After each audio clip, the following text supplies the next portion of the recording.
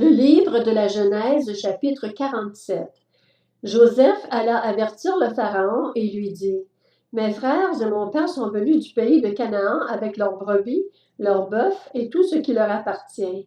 Ils sont dans la région de Goshen. » Il avait pris 5 de ses frères et il les présenta au Pharaon.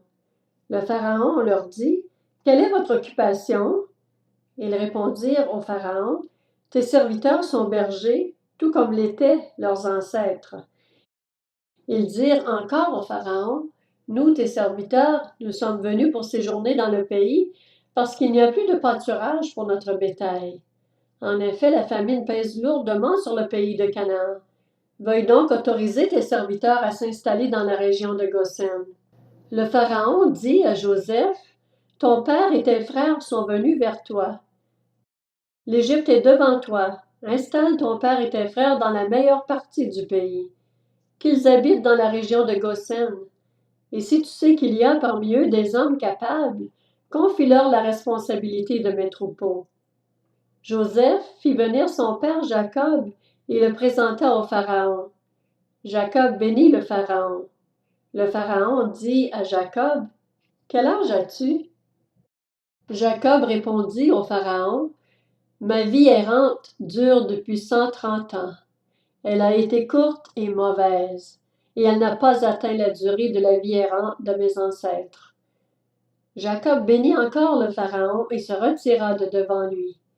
Joseph installa son père et ses frères et leur donna une propriété en Égypte, dans la meilleure partie du pays, dans la région de Ramsès, conformément aux ordres du Pharaon. Joseph fournit du pain à son père et à ses frères, ainsi qu'à toute la famille de son père, en tenant compte du nombre d'enfants. Il n'y avait plus de pain dans tout le pays, car la famine était très grande. L'Égypte et le pays de Canaan dépérissaient à cause de la famine. Joseph récolta tout l'argent disponible en Égypte et dans le pays de Canaan et versé en échange de blé, et il le fit entrer dans la maison du Pharaon. Quand l'argent de l'Égypte et du pays de Canaan fut épuisé, tous les Égyptiens vinrent trouver Joseph en disant: « Donne-nous du pain. Pourquoi mourrions-nous sous tes yeux? En effet, il n'y a plus d'argent. » Joseph dit: « Donnez vos troupeaux et je vous donnerai du pain en échange de votre bétail s'il n'y a plus d'argent. » Ils amenèrent leurs troupeaux à Joseph, et celui-ci leur donna du pain en échange des chevaux, des troupeaux de brebis et de bœufs et des ânes. Il leur fournit ainsi du pain cette année-là en échange de tous leurs troupeaux. Lorsque cette année fut passée, l'année suivante, ils vinrent trouver Joseph et lui dirent: « Nous ne te cacherons pas, Seigneur, que l'argent est épuisé et que nos troupeaux de bétail sont déjà en ta possession, Seigneur. Il ne reste plus rien devant toi, Seigneur, si ce n'est notre corps et nos terres. Pourquoi mourrions-nous sous tes yeux, nous et nos terres? Achète-nous avec nos terres en échange de pain, et nous serons au service du Pharaon, nous et nos terres. Donne-nous de quoi semer, afin que nous restions en vie et ne mourions pas, et que nos terres ne soient pas dévastées. » Joseph acheta toutes les terres de l'Égypte pour le Pharaon. En effet, les Égyptiens vendirent chacun leur champ, parce que la famine les pressait. C'est ainsi que le pays devint la propriété du Pharaon. Quant à la population, il la déplaça dans les villes, d'un bout à l'autre des frontières de l'Égypte.